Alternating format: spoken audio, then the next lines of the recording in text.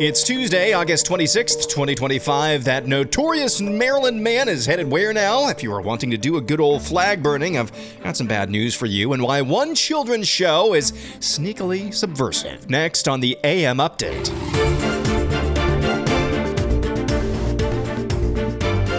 Salvadorian illegal alien Kilmar Abrego Garcia was arrested by Immigration and Customs Enforcement officials Monday morning after he arrived for a check-in at the agency's field office in Baltimore, Maryland, where officials plan to begin the removal proceedings to deport him again to a third country, such as Uganda. Speaking to reporters outside the ICE field office in Baltimore after Abrego Garcia was detained, his lawyer, Simon Sandoval Moschenberg, says Abrego Garcia can't be taken to a place like Uganda because it is preposterous that they would send him to Africa, to a country where he doesn't even speak the language. That is Abrego Garcia's attorney. Here's Abrego Garcia himself yesterday. Un milagro, gracias a Dios. Yeah, he's speaking in Spanish because he can't speak English, and the reason why his attorney says you can't deport him to Uganda is because he doesn't speak whatever language they speak in Uganda. Just unbelievable stuff. At the White House yesterday, President Trump signed an executive order that bans flag burning. And what the penalty is going to be, if you burn a flag, you get 1 year in jail. No early exits, no nothing. You get 1 year in jail. If you burn a flag, you get, and what it does is incite to riot. I hope they use that language, by the way. Did they? Yeah, incitement is incite to riot. And you burn a flag, you get 1 year in jail. You don't get 10 years, you don't get 1 month. You get 1 year in jail, and it goes on your record. So there's President Trump making a lot of people's heads go into a tizzy yesterday, saying you're going to get a year in prison if you burn a flag. I saw a lot of people on the right absolutely losing their minds over that, as if they were about to go out and burn a flag. Here's what this is all about. He's trying to incite lefties to go out and videotape themselves burning flags. That's all this is about. If you actually go back and read the executive order that he signed, it's not a catch-all. If you burn a flag in your backyard, you're going to get a year in prison. It's a lot of different qualifiers, very subjective, I think. If you burn a flag and it's found to be the incitement or the impetus for a riot, that's what this penalty is all about. It's actually in the executive order, language about enforcing existing law. So this is not like conjuring a new law out of thin air, but a lot of people lost their minds over that yesterday. Well, in Chicago, mentioned yesterday, that's where President Trump wants to focus his efforts to clean up the streets next. Here's Chicago Mayor Brandon Johnson, who says that actually arresting criminals is evil. As the mayor of this city, I can tell you that Chicagoans are not calling for a military occupation. They are calling for the same thing that we've been calling for some time, and that's investment. What safe cities across America all have in common, they invest in people, and that's what we're doing in Chicago. We need the federal resources to make sure that we're building more affordable housing, expanding... To siphon more graft into our pockets, is what he's saying. Things that could reduce crime and provide real community safety. Instead of spending hundreds of millions of dollars for a publicity stunt to invoke chaos and terror, the federal government should spend that money on proven solutions to crime and violence reduction. We cannot incarcerate our way out of violence. We've already tried that, and we've ended up with the largest prison population in the world without solving the problems of crime and violence. The addiction on jails and incarceration in this country, we have moved past that. It is racist, it is immoral, it is unholy, and it is not the way to drive violence down. That is Chicago Mayor Brandon Johnson saying that throwing violent criminals in prison is racist, immoral, and unholy. Boy, howdy. What do you mean it's racist? Could you expand on that a little bit more? And then he dropped that phrase. You can't incarcerate yourself out of crime. That's actually the only way you get yourself out of crime is penalties. It's consequences. It's accountability. It's like saying you can't eat your way out of starvation or drink yourself out of dehydration. Just absolutely bass-ackwards thinking. Of course, this is the same Chicago mayor who just last week said that he's not surprised that President Trump is intimidated by the intellectual acumen, bona fides, or fides, is it? Of people like himself. Right. Next up, the Trump administration is unveiling plans for a 50% tariff on India in a draft notice over Russian oil purchases. They're doing this for the stated reason that they believe India, in their purchases of Russian natural gas and other gas and oil, is actually single-handedly continuing to fund the war effort for Russia. And so they're starting to turn the screws on India. Also involving the country of India, I've seen this story being floated about, and usually I'm pretty careful with these. I've seen Marjorie Taylor Greene, Congresswoman from Georgia, comment on this. Senator Mike Lee from Utah comment on this story. I've not been able to verify if this story is actually true. I will tell you, though, the only outlets actually reporting on this story are Indian news outlets. Here's one version of how it goes. This is from CNBC TV 18, again, an Indian news outlet. It's still branded like CNBC. So I'm reading this story, taking it at face value. I cannot find any reports on this story from any American media companies at all. But here's how the Indian news media is covering this story. Walmart has dismissed speculation linking the retailer to alleged misuse of H-1B visas, saying recent reports circulating online are not connected to its workforce practices. A company spokesperson told CNBC TV 18 that while an internal investigation did lead to the termination of one vendor and a small number of U.S.-based associates, this investigation had nothing to do with H-1B visa. The clarification comes after unverified claims surfaced on social media suggesting a scandal involving contract workers at Walmart. Posts from an employee forum alleged that vice president in the company's global tech unit was fired for receiving kickbacks related to contract hiring. So that is the story as it's being presented. Walmart apparently talks to Indian media outlets. They are denying that there was an executive involved in taking kickbacks in exchange for hiring foreign workers for its tech department. But that individual, that executive, actually was fired. But it had nothing to do with this, Walmart says, according to these reports. Check out this story from the Daily Wire. This is exclusive to them, written by Luke Rosiak. You can read the full thing over at the Daily Wire. Headline, Head of Soros Prosecutor Group resigns following Daily Wire report on staff mutiny. Here is the report in brief from Luke Rosiak. The white woman who trains Soros prosecutors, kind of a big job, having them sign 33 pledges not to enforce specific laws and attend mandatory meetings, has resigned after her staff told the Daily Wire she herself was racist, authoritarian, and ironically called the police on them. A black prosecutor, Sherry Boston, said Miriam Krinsky, that was the trainer for George Soros's prosecutors, these evil people in cities across the country. A black prosecutor named Sherry Boston said Miriam Krinsky was racist for excluding her from an event, but Krinsky blamed merit. Staff said that was part of a pattern of hypocrisy, like Soros prosecutors' offices themselves. The staff hemorrhaged. And that is the long and short of the story, that exclusive story over the Daily Wire.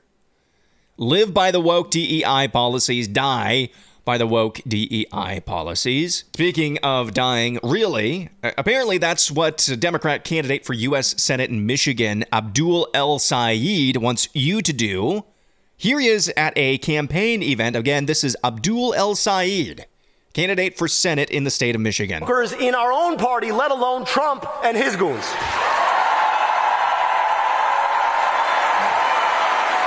We don't back down. We don't back down. We don't back down. With all due respect, if they go low, we don't go high. We take them to the mud and choke them out. Okay, well, that's subtle. Nice and subtle. I don't think there is any room for interpretation about what he believes there. Again, that's Democrat candidate for U.S. Senate, Michigan, in Michigan, I should say, Abdul El Sayed. When they go low, we don't go high. We take them to the mud and choke them out. You know, it's just, can't put my finger on it. I can't really decide what he's trying to say there. Everything's fine here. How are you? When we come back, Cracker Barrel speaks out about their rebrand. The rebrand almost universally panned. Let's get acquainted this Tuesday morning with the New World Screwworm that's in the news. And does Gavin Newsom actually have a chance to become the Democrat nominee? We'll talk about all that and more next.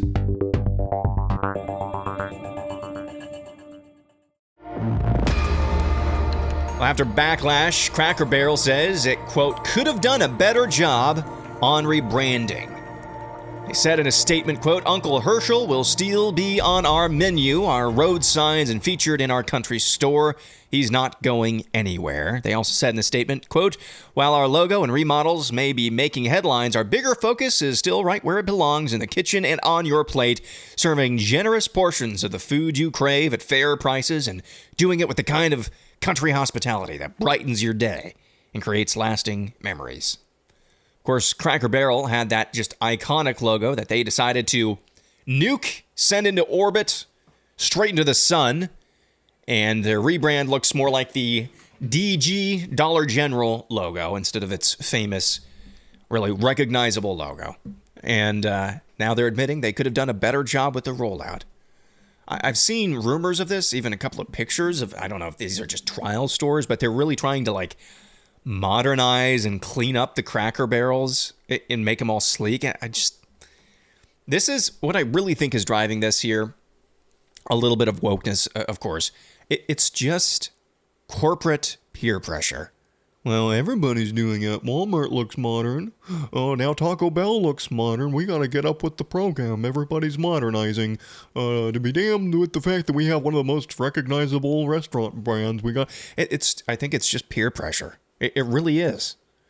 And I think it's somewhat viral in terms of the way a disease spreads. It's just peer pressure. Everybody's modernizing. Well, we got to get with the 21st century program too. No, that's part of the charm of Cracker Barrel. You feel like you're going back in time and eating food from an Americana that once was. Well, don't like to talk about this first thing in the morning. That's why I buried it deep down the rundown. The U.S. has confirmed the first case of a flesh-eating parasite in a human. That's according to the Department of Health and Human Services. The New World Screwworm is a species of parasitic flies that feed on live tissue. The name refers to the way in which the maggots screw themselves into the tissue of animals with their sharp mouth hooks, causing extensive damage and often leading to death. The patient returned from travel to El Salvador. The risk to the public in the U.S. is very low, according to HHS. The patient, a Maryland resident, was that Abrego Garcia? I don't know. Has since recovered from the infection, and there was no evidence of further spread. So, New World Screwworm. There was, I think, a threat from the New World Screwworm in the southern United States back in 1977. They were able to eradicate that, they say, with neutered or sterilized flies, so they can't, reproduce. They say they solved that epidemic back then, or that threat back then. So we'll see what they do again this time. But from what I've heard, this New World Screwworm can be very, very dangerous to livestock and cattle. And humans as well, if you let an infection go on too long.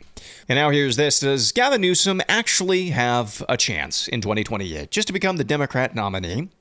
I don't think so. He's white and he's straight and he's a man. Well, a male, we'll put it that way. I heard some analysis about his prospects from David Sachs over at the All In podcast, who is a businessman, entrepreneur, smart dude. I thought it was interesting, and I think we need to take into account. Listen to this. Okay, well, what I would do to fight your playbook of empty promises is I would actually talk about the record of the candidate. Exactly. And I think we're talking about a state like California, which is thoroughly blue and has been run by Democrats now for a long time. And Gavin probably will be the nominee because I do think that his performative antics are working with the base. I mean, they want an totally anti-Trump. But the way to attack this is to talk about the record here. So let's just go through some of the numbers. So as we all know, we pay the highest taxes in the country for the worst public services. Gavin's spending turned a $75 billion surplus into a $20 billion deficit in just a couple of years. And somehow none of that money went to fill the reservoirs or fire hydrants. And so we had entire neighborhoods burned down as a result. And they can't get permits to rebuild. California has the fourth largest economy in the world, so that's good. But we have the highest rates of poverty, homelessness, inequality, illiteracy, and wage stagnation. So yes, wage stagnation, JCal, is the highest in the country. And we have the third highest unemployment among the 50 states. We're second only to Hawaii in housing costs. So you want to talk about making promises to lower housing costs. But if you look at blue states like California, they're among the worst. We're the worst in energy costs. And we have the highest rate of both retail crime and frivolous lawsuits. And that's why businesses are moving out of the state. You may have seen that Bed Bath & Beyond said that even as they're opening 300 more physical stores, they're not going to return to California. And this just got the CEO mocked by Newsom because he never actually takes any of the criticism to heart. He just sort of deflects it. So until the Democrats, I think, confront why they really lost, okay, and it's not just because of the style of Trump. They want to just attribute it to Trump's style. But the reality is it's because of the policies. Populist policies, and it's about the record. And until they're willing to confront those things and change their policies, then I think they're going to continue losing. One of those ways that you would actually confront why you lost is by recognizing that you are very unrelatable. That's why I said yesterday with that Politico story